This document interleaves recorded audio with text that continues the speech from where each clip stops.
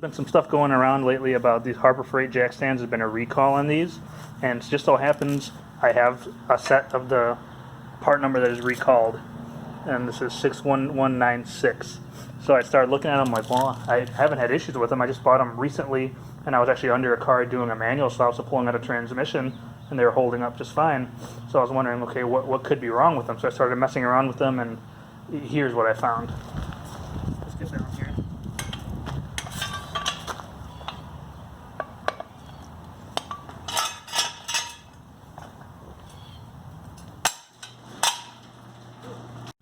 Alright, and you saw in that clip what was happening basically. I was putting my weight onto the jack stand and pulling up on the handle there and just let go.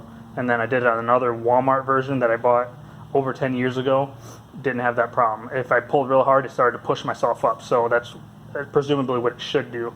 But the Harbor Freight one did not give up much resistance at all. I didn't have to put a whole lot of effort into it. So then I thought, well, I should probably try this with something with some little more weight on it. I don't want to try it with my cars because I don't want, to suddenly violently fall down and mess up my pinch welds or my frame rails or whatever. So the next best thing I came up with was using my mower, which is probably more weight than what I was putting onto it. So here's what we found. Okay, so here's the Harbor Freight jack stand. It's just holding up a mower, so it's not a whole lot, but you'll see how easy it is to do this.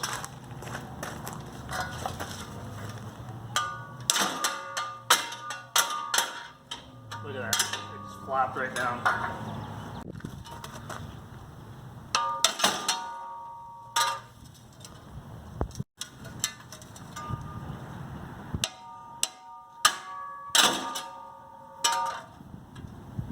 Yeah, there you have it. I can do this again. I might try and do this with a car, but I care about my cars and I don't want them just suddenly dropping down violently like that. But this is the mower that I was doing it with. It's not the most heavy, but it's not light by any means.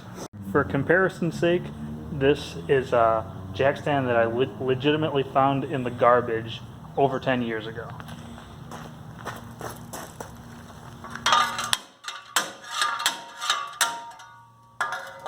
Nothing. That was some good wax.